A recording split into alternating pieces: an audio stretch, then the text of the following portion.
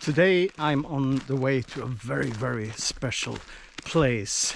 The alleged landing site of a flying saucer in 1946. It's a lot of mosquitoes here, so I hope at least me won't suffer too much.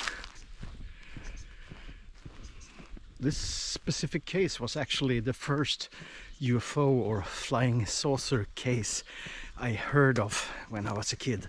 My mother gave me Eugene Semichow's The Amazing Flying Saucers, De otroliga tefaten, which was a very important book for me.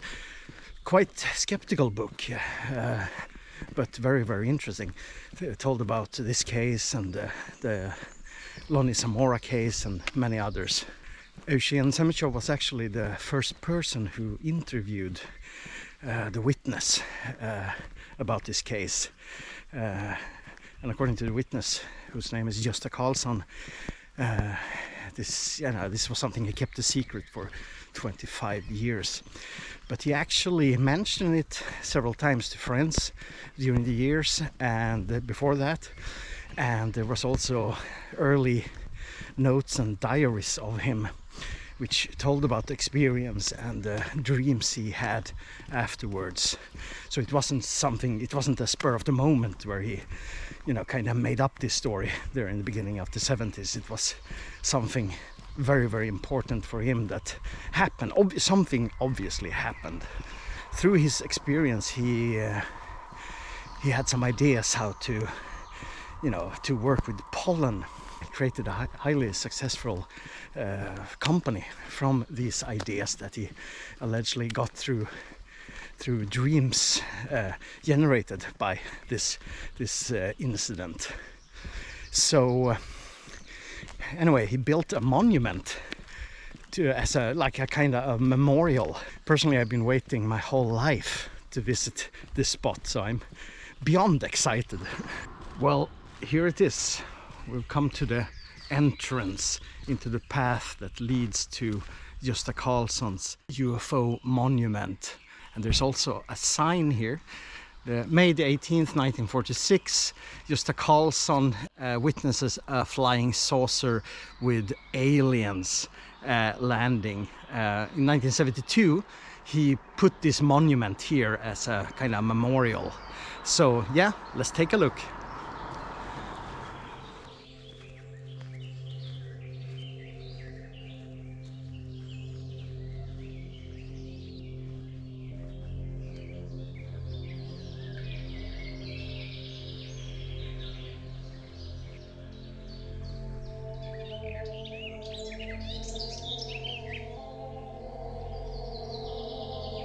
Anyway, we're getting closer to this legendary place, this historical place. The mosquitoes has so far been quite, kind to me. We'll see what happens.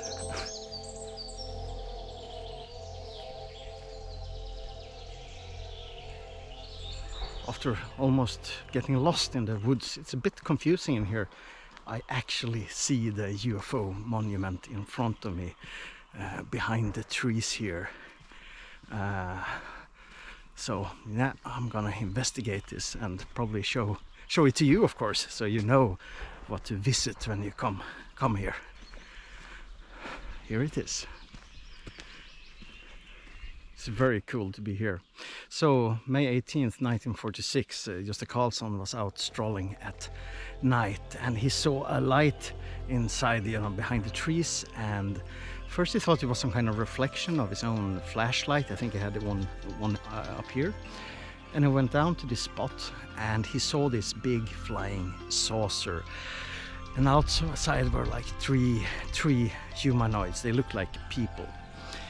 One of them was, I think it was three at least. One of them kind of felt like a guard because he was holding up his hand. So when Gösta saw him, he heard a clicking sound from a box that the guard had on his belly, which was, there wasn't any flash or light or anything like that, just a click. And they were doing something out here in the forest. After a while, a female humanoid, a woman basically, a very beautiful woman came out, and she threw something in the vegetation. He was maybe watching them for like 10 minutes or something, and then he walked away because he felt like maybe he was disturbing. He felt that this was some kind of military experiment or some kind of Germans or whatever. Something fishy was going on. The next day, Gösta came back early in the morning, and he found a ring. Looked very old-fashioned human ring, and he found a piece of quartz which was kind of burned in one end, and he also found what the female alien threw in the vegetation, two kind of containers like for liquid. And later these containers was destroyed in a fire, but he kept the ring and the quartz, which have been exhibited. This evidence is since long gone, probably belongs to his daughter, and she just won't let anyone touch it. A couple of days later he started to have dreams. It kind of reminds me of closed-eyed hallucination, that suddenly he was drawn into another reality and he was inside the flying saucer. He recognized the guard who was communicating with the female alien through some kind of monitor. And they explained to him that what they were doing was trying to dig a grave to two crew members who was killed during an explosion on the ship. But they decided to bring the bodies and bury them at an asteroid instead, which they also showed him through this kind of consciousness produced memory, kinda, or experience at least. What's really cool, of course, is that Gösta actually marked where the grave of the aliens was supposed to be, because he found a big hole big enough for like 2 or 3 people, and there's actually a marking here and a hole. I'm gonna take a look at that. The Ufo Grave May 18th, 1946. This is the hole that Gösta claimed that the aliens dug to bury their killed crew members, but they decided to bury them on an asteroid instead. So it's basically a hole. So I'm walking on the burn marks. There's actually they're filled in with concrete. First there were sand and then concrete, and this was in the early 70s. There's 3 rings, you can say, and actually on aerial photos from the early 60s and even earlier, you could see the markings in the ground exactly here, but then it was only 2 rings. So it feels kind of like Gösta added an extra ring just for, I don't know, just because he felt it. This circle here is actually the foot of the UFO, and the original marks were actually hollow. So it was just it was a circle with a hole in, like a donut.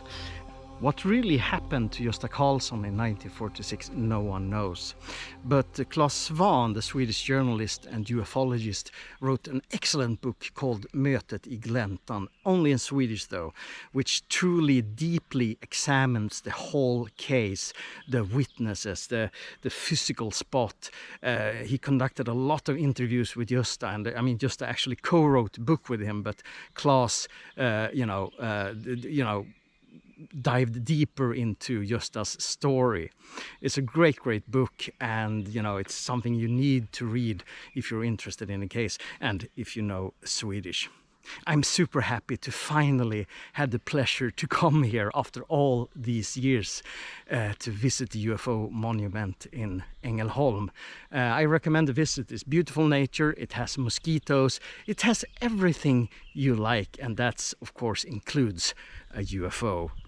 Thank you for watching, and see ya. Bye bye.